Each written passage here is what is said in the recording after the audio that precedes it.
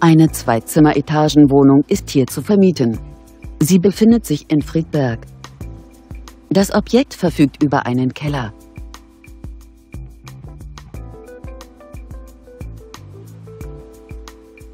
Bei einer Wohnfläche von ca. 53 Quadratmetern beläuft sich die Gesamtmiete dieser Etagenwohnung auf 558 €. Wir stehen Ihnen gerne für weitere Fragen zur Verfügung.